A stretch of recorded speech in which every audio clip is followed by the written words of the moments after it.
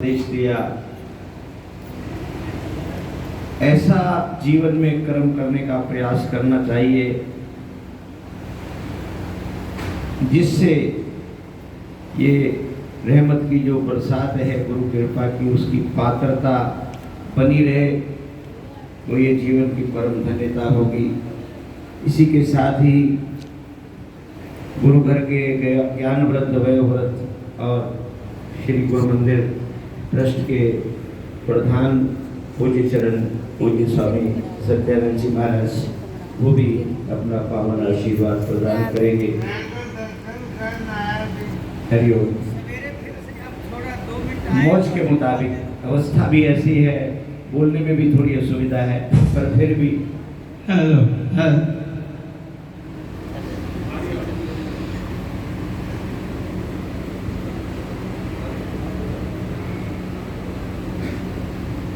अखंड मंडलाकारं व्याप्तं येन चराचरं तत्पदं दर्शितं येन तस्मै श्री गुरुवे नमः। उपस्थित सभी महानुभाव, आप सब अपने चित्त को एकाग्र करके प्रेम से बोलिए श्री गुरु महाराज की जय, गुरु साचे दरबार की जय। मैं तो खाना खाने के पश्चात कुछ देर टहलता हूँ। टहलते हुए मुझे स्वामी जी जानते हैं कि ये बहुत एकांत प्रिय है। मुझे वहाँ पर ठहराया गया जहाँ कोई आवाज़ ही नहीं जाती, बिल्कुल शांत हूँ। जब मैं बाहर निकला, इन भगत जनों के भजन सुने तो मेरे मन में भी यह कि मुझे भी वहाँ पर हाजिरी लगानी चाहिए। वैसे मेरी आदत ही है, मैं जहाँ भी जाता हूँ या कोई मुझे मेरे जैसे निकाले कोई बुला लेता है, समय जरूर लेता हूँ, उपस्थिति जरूर लगवाता हूँ। जैसे ये लोग भजन गा रहे थे, एक बार हमारे फंक्शन पर एक भगत लखनऊ से कव्वाल की पार्टी को लेके आ गए। मेरे पास वो उनका जो आगू था वो आया, बाबा जी क्या बोलना है, किस तरह का बोलना है। मैंने कहा यहाँ सब सुहाता है, यहाँ कोई मतभेद किसी से नहीं है। आपकी जो बेस्ट परफॉर्मेंस हो, आप जिसे गाते हुए, जिसे सुनाते हुए बहुत बहुत आनंदित हो जाते हैं, वही कलाम बोलो, वही भजन बोलो। है राग उन्हीं के रंग भरे और भाव उन्हीं के साथे हैं, जो बेगत बेसुर ताल हुए बिन ताल पखावत नाचे हैं। जो लोगों का बिजनेस है उनकी मैं बात नहीं करता। हम जब कभी गुरु महाराज जी के चरणों में कोई भजन बोलने लगते हैं, जीवन प्रवर्तन भी करते हैं, तो मन में ऐसी स्थिति आ जाती है, कोई और शब्द बोलने को जी नहीं करता।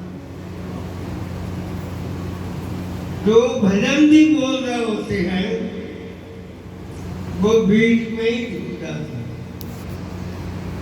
हम ताल बजाते हुए, हम साथ गाते हुए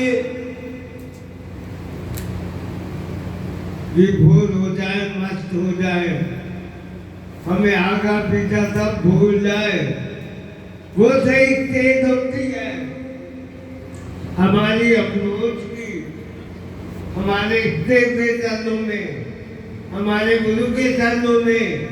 वो आप कहीं बहस करना दीजिए। हमारे स्वामी शिव प्रेमानंद जी ट्रस्ट के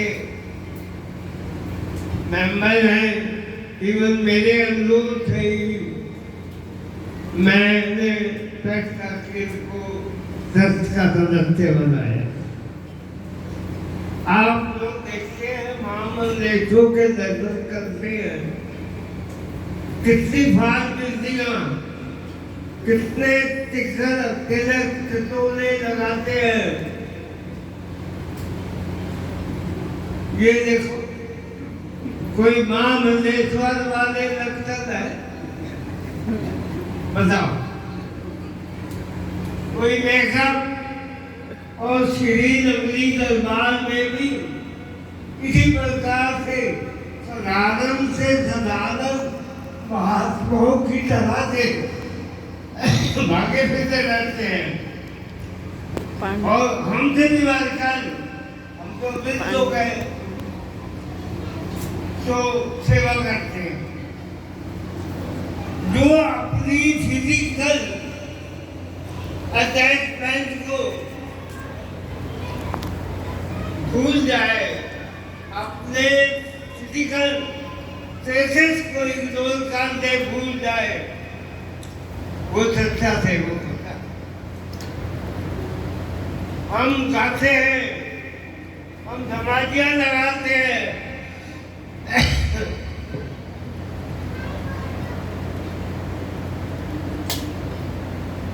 गुरु महाराज जी की जय जयकार करते हैं। स्वामी जी माइंड तो नहीं करेंगे, मैं जैसा फील करता हूँ बस कर देता हूँ। इतने सिंपल, इतने सिंपल। आप जो बीतते हुए हैं आदत को उज्जत गायब की तरह,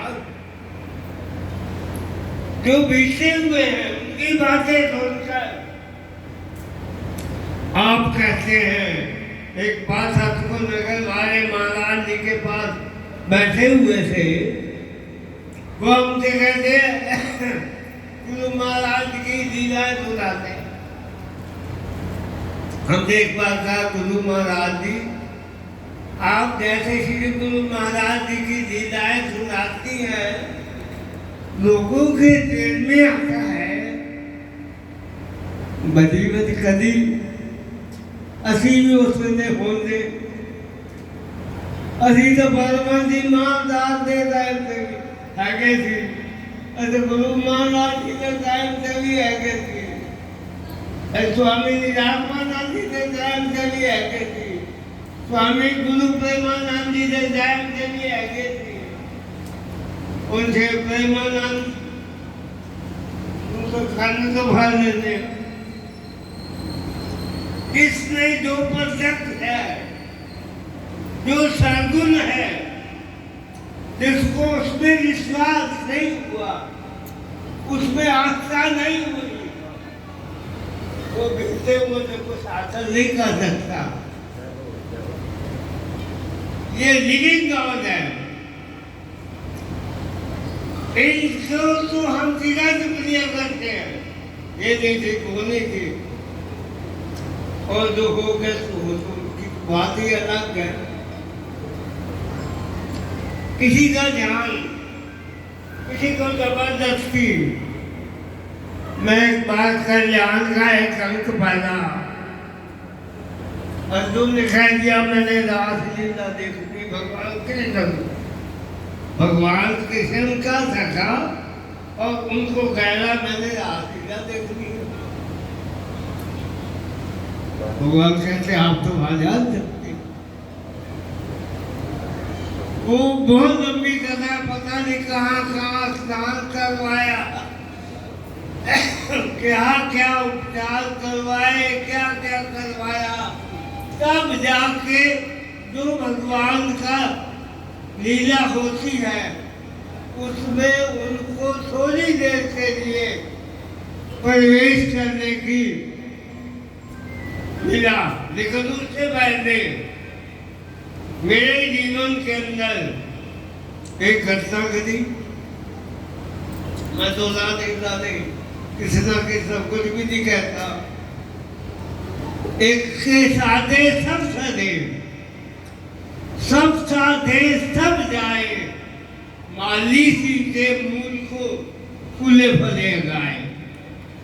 वो ध्यान मूलम गुरु मूर्ति, पूजा मूलम गुरु पदम, मंत्र मूलम गुरु वाक्यम, मोक्ष मूल्यम गुरु कृपा। हमें सद्गुण गुरु की, हमें सद्गुण महापुरुषों की कृपा प्राप्त करनी है।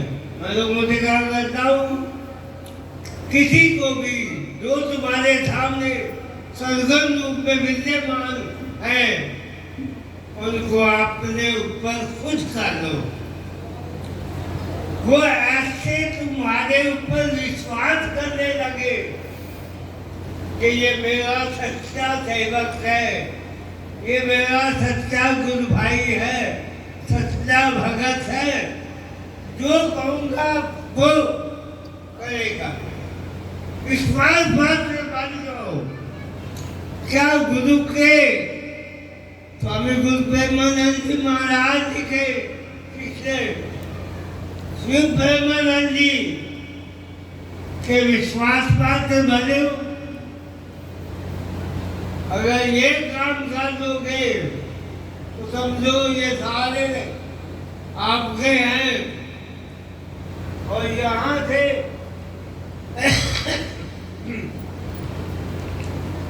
हम लकड़ी की सीढ़ी चलते, उसका पहले वाला धाका ही टूटा हुआ हो, अब दंडान बाकी स्टेप बाय स्टेप मैं हैरान हुआ। भगवान श्री कृष्ण का छठा और इसकी प्रॉब्लम्स, और वहां भी थोड़ी देर बैठ लिया और भगा दिया। मैंने कहा मैं कितना लकी हूँ, भगवान श्री कृष्ण सखियों के साथ रास आपके गानों में, मेरे गानों में भी लोगों को आनंद आ जाता है। और भगवान कृष्ण जहाँ रास जाते थे सब सुध-बुध भूल जाते थे। हमें एक बार एक महात्मा ने सुनाया जब श्री कृष्ण जन्माष्टमी होती थी, हम श्री गुरु महाराज जी को भगवान कृष्ण का अवतार मानकर पलंग में झूला बनाकर झुलाया करते थे। तो जब झुला रहे थे, पता नहीं कहाँ थे, श्री गुरु महाराज जी के पास हाथों में देखा बंसरी है। आजकल लोग बंसरी, महात्मा लोग, भाइया लोग सिर पे मुकुट बांध के, मोर टांग के भगवान कृष्ण की बराबरी करते हैं। और एक उंगली पर एक प्लेट ने उठा सकते, और भगवान ने तो पर्वत उठाया था 7 दिन, और छोटी उंगली पर और बंसी देने कैसे बाहर भूखा देंगे ना, बंसी बजानी आती है ना, फूक मार के फोटो खिंचवा के गिरीधर भगवान बन जाते हैं। ऐसे भगवान बनना, ऐसे कृष्ण बनना तो बहुत काम है। हम ये कभी इसको इसीलिए पसंद करते हैं, ये तो कौन सी बात नहीं। रास चाह जाए, मैं तो कभी याद नहीं करता। लेकिन उसके बाद, उस घटना के बाद बसा वृंदावन में भगवान श्री कृष्ण की जन्मभूमि जहाँ वहाँ दर्शन करने गया, बड़े धक्के खाए, बड़ी भीड़, मुझके नहीं गया न जा रहा। तो वो रास्ते जा रहे थे, मैं नीचे बैठा हुआ था, मैं भी देख रहा। मुझे भगवान श्री कृष्ण कहते हैं, उस तू भी नाच। मैंने कहा जी मुझे तो नाचना आता नहीं, करो। ऐसे उन्होंने मेरी उंगली पकड़ी। जब वो आए, होश ठिकाने न रहे। जब होश आया, वो सिधाने न रहे। कैसे ही उन्होंने उनकी फली पकड़ी, बल नहीं है, वो आनंद कहा नहीं जा सकता। और जो उनके उंगली पे भी पकड़ने थे कि खड़ा हूं, उसके बाद तो बहुत ही दे। प्रीतम का जब दीदार हुआ, होश न जाने की बाकी रही। सतगुरु का जब दीदार हुआ, कुछ होश न जाने की बाकी रही। मैं नर हूँ, आप नारायण हैं, मैं वेद बताना भूल गया। ये वेद बताना भूल गया। तो गाना भी भूल गए। बस अच्छा जी, क्षमा करना। बोले श्री गुरु महाराज जी ने पुस्तकों की बातें। गुणी जनन की बात